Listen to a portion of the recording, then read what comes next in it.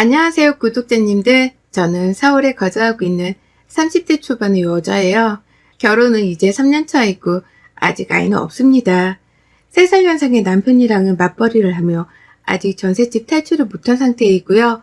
아직 내 집 마련의 꿈을 포기하지 않은 채 나름 열심히 현재를 살아가고 있는 착실한 시동부부입니다. 저희 남편은 이남이녀인 대가족 중에서 막내 아들이에요. 시댁은 서울에서 3시간가량 떨어져 있는 지방에 있었고, 저희 남편은 대학을 서울로 진학하게 되면서 20살 적부터 쭉 자취를 시작한 케이스였습니다. 남매들이 모두 다 여전히 지방에 살고 있는 것에 비해 저희 남편은 혼자 시댁에서 일찌감치 독립을 해 떨어져 나와 사는 자식이었죠. 그래서였는지 시어머니는 유독 막내 아들이라며 제 남편을 더 잘 챙겨주는 것도 있었고요. 어릴 적부터 일찌감치 손을 벗어나 자란 아들이라는 이유로 더 감싸주고 신경 쓰며 사셨답니다. 반찬도 일부러 서울 사는 남편에게만 보내주셨고, 지금 남편 나이가 30 중반인데 여전히 어머님은 스스로 쥐어내신 남편 옷을 주기적으로 보내주기도 하세요. 그 정도로 막내 아들 사랑이 유별난 분이셨죠. 남편이 시어머니께 가장 사랑받는 자식이다 보니 저에게도 콩고물이 좀 떨어지지 않겠나 싶어서 처음엔 그저 아무렇지 않았습니다. 남편 먹으라고 보내주신다는 반찬도 제가 같이 먹으면 그만인 것이었고, 남편 입으라고 만들어 보내주시는 옷도 제가 따로 남편에게 옷을 사주지 않아도 되는 것이니 좋은 것이었죠. 분명 결혼하고서 한 달가량까지만 하더라도 전 이런 느긋한 생각이나 하면서 살았습니다. 그런데 더 살아보니까 느긋하면 절대로 안 될 일이더라고요. 저한테 쏟아질 엄청나게 괴로운 일들이 한가득이라는 걸 그땐 미처 몰랐었던 겁니다.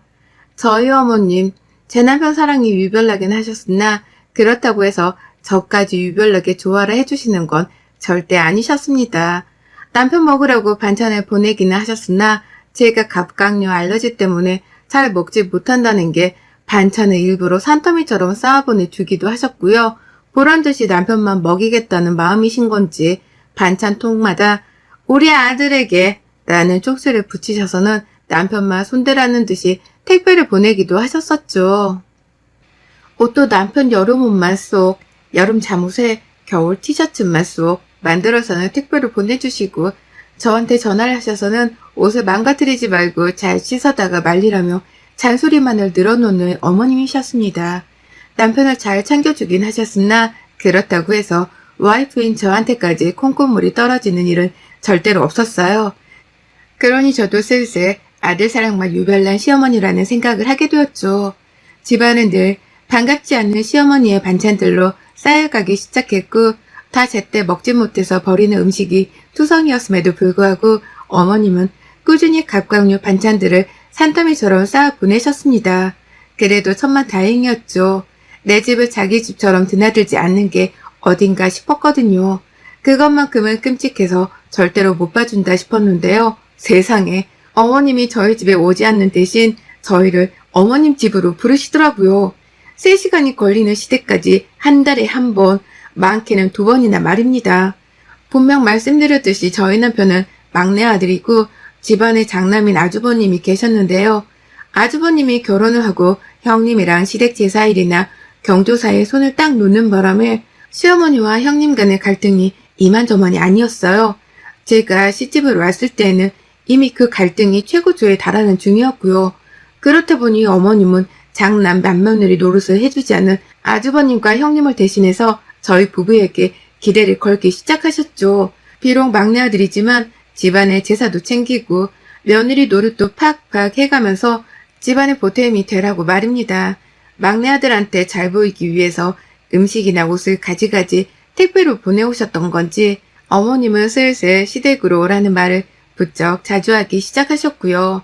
남편은 어떻게 구워 삶으신 건지는 모르겠으나 매번 제사 때가 되면 남편이 먼저 자진해서 시댁을 가자고 저를 일으켜 세웠습니다.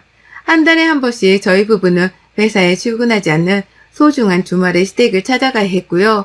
3시간이 걸리건 형식적인 거고 가끔씩 차가 밀려 4시간이 걸릴 때에도 군말하지 않고서 시댁을 찾았어요. 그렇게 가서 저는 시어머니가 제사 음식을 준비하라고 시키는 것들을 말끔히 해치워야 했고요. 제사를 다 지내고 밥 먹는 것까지 시부모님이랑 같이 하고 나서야 서울로 돌아올 수 있었습니다. 왕복 이동 시간만 6시간 혹은 7시간이 걸리는 그 일정을 한 달에 꼭 한 번씩은 해야 했어요.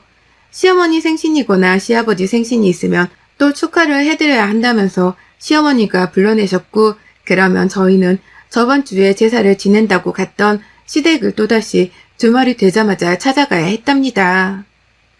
한 달이 고작 몇 번을 찾아가는 걸로 뭐 그리 스트레스냐고 하실 수도 있겠지만, 한 달에 몇 번씩이나 3시간 거리의 시댁에 찾아가 시어머니를 대신해서 제사 일을 지내는 건 분명 고역인 일이었습니다.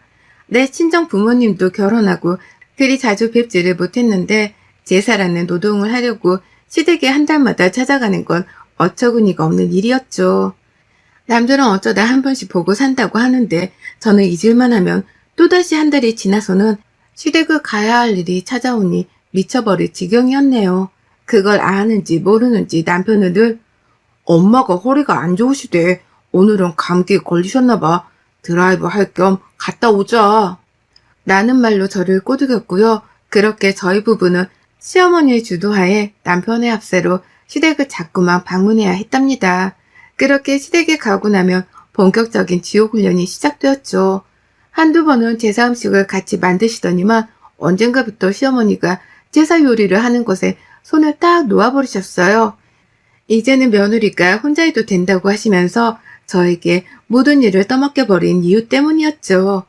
처음엔 허리가 아프다거나 감기가 걸렸다는 핑계를 대면서 슬그머니 안방으로 들어가더니만 이제는 그냥 말없이 저를 부엌에 떠밀어 놓고서는 혼자 깎아먹을 과일들을 챙겨서는 곧장 거실로 가버리곤 하셨답니다.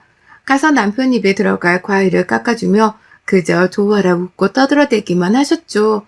그러다가 제 표정이 조금이라도 금방 폭발할 듯 화가 나 있으면 그제서야 양심이 있으셨는지 아프다는 소리를 하며 또 안방으로 슬그머니 들어가 사라지셨고요. 무슨 짓을 해도 저를 돕겠다고 다시 부엌 안으로 들어오는 일은 없었습니다.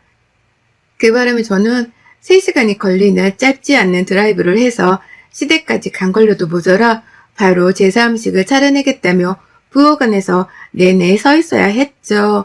평생을 저희 집안 제사도 제대로 거들어 본 적이 없는 저였는데 시집을 오자마자 팔자에도 없는 제사 음식을 만들어내기를 하며 고역이 이만저만이 아니었습니다. 하지만 소용이 없었네요. 남편의 눈에는 시어머니가 가장 힘없고 불쌍한 약자였기 때문에 저 따위는 보이지도 않는 듯 했거든요. 그저 자기 엄마가 힘드니까 우리가 도와줘야 한다는 말을 반복하며 절 시댁으로 데려오는 남편도 제 눈엔 시어머니만큼 미운 놈이었답니다. 그러니 전 어머님의 입맛대로 어머님이 드시지 못하는 매운 음식이나 반찬들을 골라내서 제사 음식을 만들어냈고요. 어쩔 땐 어머님이 먹고 싶다는 음식을 만들어 제사 음식에 또 올리는 등 하여간 어머님의 입에서 만들라고 나오는 음식만을 만들어대느라 손이 늘 분주했어요. 이럴 거면 차라리 시어머니가 조상님들 옆에 앉아서 같이 제사 음식을 드시는 게 낫겠다 싶을 정도로 어젠가부터 제사상은 시어머니의 입맛대로 굴러가기 시작했습니다. 참을수록 화가 배로 커지는 심정이었죠. 누구 하나가 나를 건드렸다가는 언제 어떻게 터져버릴지 모른다는 생각이 늘 머릿속에 차있기도 했고요. 그렇게 고생은 고생대로만 하다가 제사를 다 끝마치고 집으로 돌아가는 길, 그 3시간은 또 나름의 다른 고통이었답니다. 내 일을 도와주려 하지도 않는 남편을 향한 원망, 그리고 시어머니께 또 당하고 돌아가는 길이라는 비참함에 제 스스로가 견딜 수 없었거든요. 이러려고 시집으로 왔나 싶고 내 소중한 주말이 왜 이딴 식으로 망쳐져야 하는 거냐며 남편이랑 한시름 싸움을 하고 나서야 주말이 진짜로 끝이 났습니다. 차오르는 억울함을 푸는 거라고는 집에 와서 제가 먹고 싶었던 불닭볶음면에다가 캡사이신을 왕창 뿌려 먹으면서 스트레스를 달래는 것이었고요. 언제까지 제가 이놈의 제사 시다바리를 해야 하나 그 생각 하나로 매달 달력이 지나갈 때마다 속을 끓이던 저였는데 시어머니가 자진해서 제 분노를 끌어올려 버리셨답니다. 또다시 집으로 제사를 지내라 불러내고 난 후에 말이죠. 몸이 많이 안 좋아서 집에 있으려고 했지만 이번에도 남편이 시어머니 얘기를 들먹이면서 시댁에 가자고 저를 조르더라고요. 시어머니가 몸이 많이 아프셔서 우리가 못 가면 이번 달 제사는 아무도 못 지내준다고 하면서 말이죠. 근처에 살고 있는 딸 자식도 둘이나 있는데 왜 3시간이나 걸리는 서울에 살고 있는 제가 가야지만 집안의 제사가 돌아가는가 싶어서 참 이해하기가 힘들었습니다. 뭐 이런 어처구니 없는 집구석이 다 있나 싶은 마음에 끝까지 버텨보려다가 결국 남편이 이러다가 제대로 토라질 것 같아서 또 못 이긴 척 시댁으로 향했어요. 3시간을 또 차를 달려서 말이죠. 그렇게 시댁에 도착을 했더니만 어머님은 도착하자마자 썩은 표정을 들이미시며 제대로 인사도 안 받아주더라고요. 피곤해 죽겠다는 말을 자꾸만 하시면서 벌써부터 제사 음식을 차리지 않겠다고 연기를 펼치시는 겁니다. 그러면서 네가 다 알아서 해라. 제사 음식 한두 번 차리는 것도 아닌데 어른이 알아서 할까? 라는 말과 함께 안방으로 슝 하고 들어가 버리셨어요. 졸지에 저는 시댁에 와서 또 시어머니도 없이 혼자 맏며느리 마냥 이 집구석에 제사 음식을 차려내야 했죠. 혼자 부엌에 남겨졌는데 기분이 너무 역 같았습니다. 남편은 어쩔 줄 몰라 하면서 시어머니가 괜찮은지 상태를 보다가 저한테도 도와주겠다며 어설프게 손을 걷어붙이고는 부엌으로 들어오는데 할 줄 아는 것이 없는 놈이다 보니 그냥 멀뚱거리며 자리만 차지하고 있더라고요. 그래서 홧김에 남편한테도 나가라고 윽박을 질렀습니다. 그리고는 정말로 저 혼자 다 했어요. 시어머니가 알아서 하라고 하셨던 만큼 진짜로 시어머니 말씀을 철석같이 알아듣고는 저 하고 싶은 대로 제사 음식을 만들어냈습니다. 시어머님은 자기가 알려주고 보여준 대로 제가 평소처럼 제사 음식을 해낼 거라고 생각을 하신 건지 안방 안에서 남편한테 소리치며 말씀하더라고요. 나가 있어라, 나가 있으라고 하면 그냥 나가 있어. 오래 운전하다 와서 피곤할 텐데 그냥 거실 가서 TV 보며 누워 쉬어라.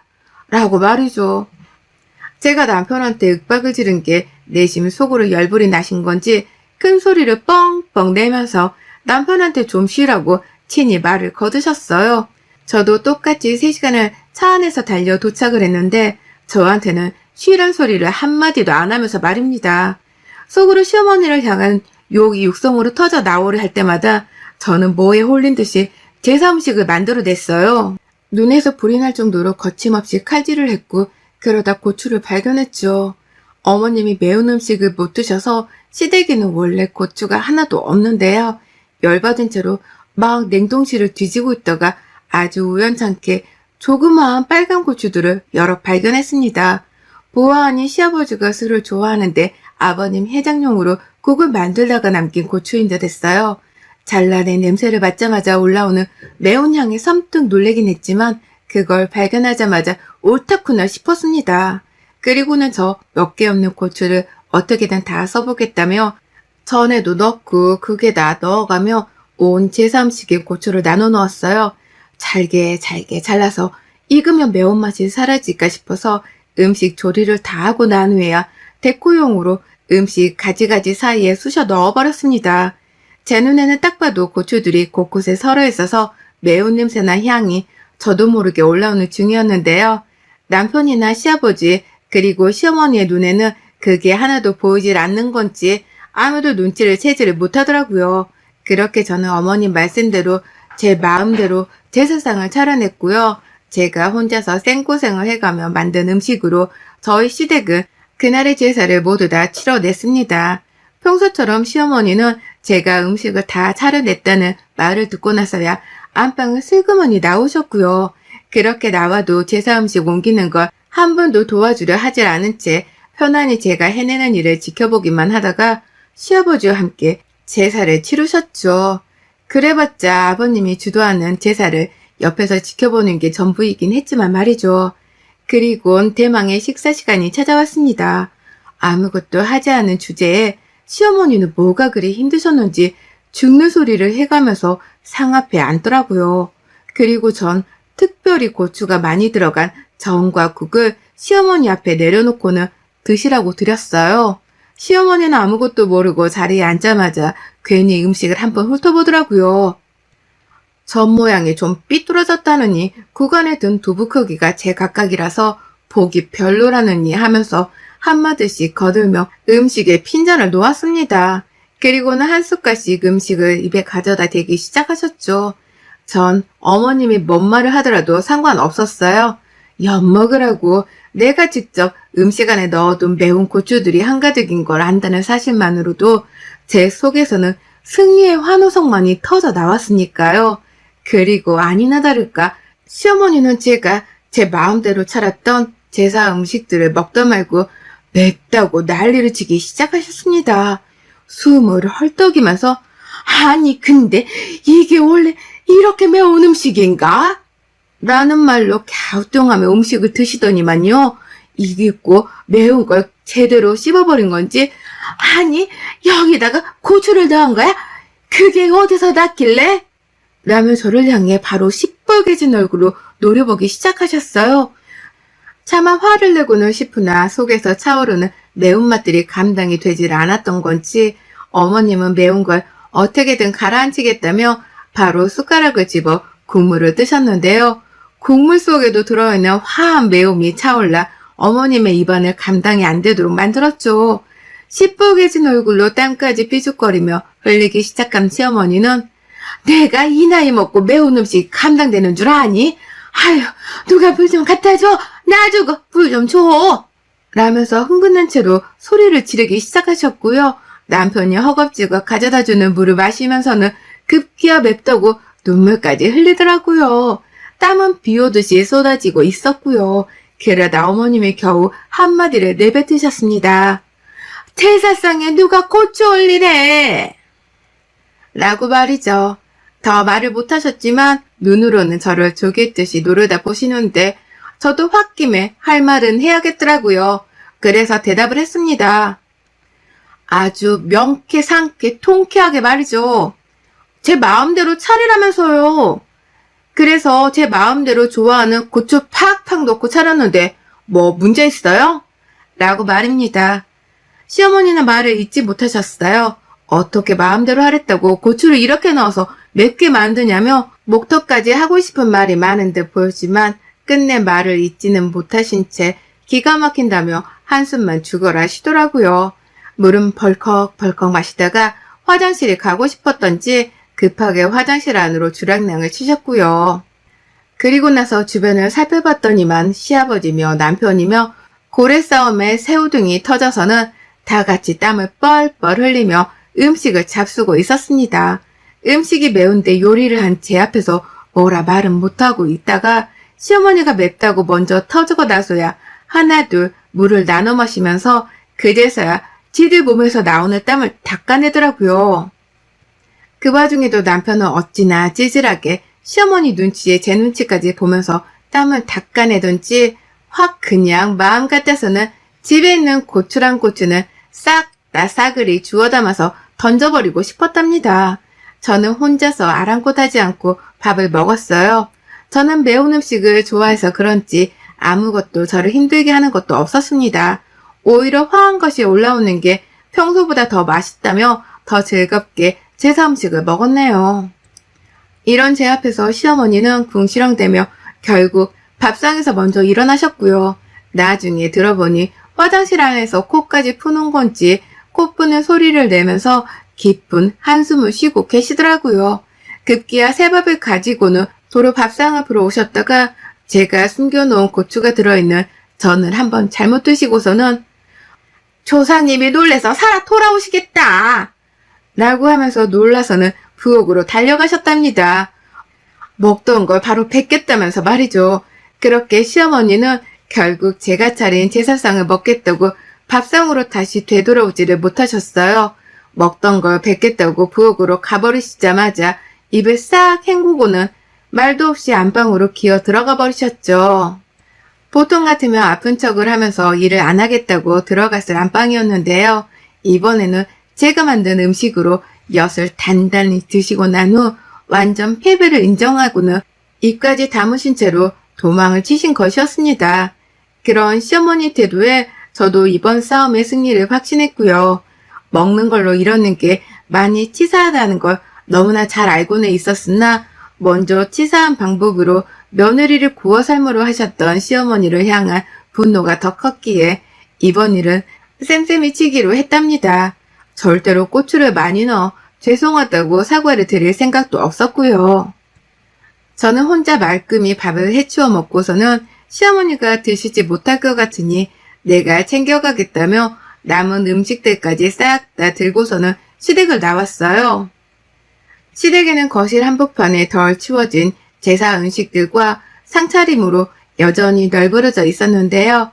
저는 그걸 치울 생각도 하지 않고 남은 음식들을 마저 다 싸다가 바로 집을 나와버렸습니다. 매운 거 먹고 빡친 시어머니 성질을 더 건드리지 말라는 말로 남편까지 회유를 해서는 그냥 불이 났게 시댁을 나와선 집을 돌아왔어요. 남은 주말을 어떻게든 1분 1초라도 더 잘 보내기 위해서 말이죠. 집에 돌아오고 나서야 시어머니께는 문자 한 통을 보냈습니다. 음식으로 또 장난치는 꼴 보기 싫으면 앞으로는 음식을 나눠서 하든지 같이 하든지 일을 공평하게 나눠서 분담하자고 말이죠. 직장 생활을 하면서 주말에 3시간 걸리는 시댁까지 왔다 갔다 하는 게 쉬운 일인 줄 아냐면서 장문에 문자 한 통을 보냈어요. 뭔 말씀을 하시더라도 이해하기 힘드니 답장은 사절이라는 마지막 문구까지 빨간색 느낌표를 3개나 붙여 보냈고요. 그리고 난 후 시어머니는 제 문자를 읽고서 곧장 씹으셨답니다. 며느리가 답장까지 사절이라고 하는데 굳이 답을 보낼 이유가 없으셨던 거죠. 그렇게 호되게 고추 섞인 음식으로 당하기까지 했는데 이제 와서 문자로 입씨름을 하기 괴롭고 하셨을 거고요. 이렇게 전 드디어 결혼생활 3년 만에 달마다 3시간이 걸리는 시댁에 가는 그 괴롭던 일정을 청산하게 되었답니다. 이제 더는 개고생을 해가며 시댁에 왔다 갔다 할 이유도 없고 그럴 리도 사라졌네요. 드디어 새로 다가오는 새로운 달을 반가워할 수 있게 되었답니다. 고된 역경 끝에 통쾌한 복수 한 방으로 맞이하게 된 자유. 앞으로 쭉 누리며 살 겁니다. 여러분의 생각은 댓글로 남겨주세요. 오늘도 시청해 주셔서 정말 감사합니다.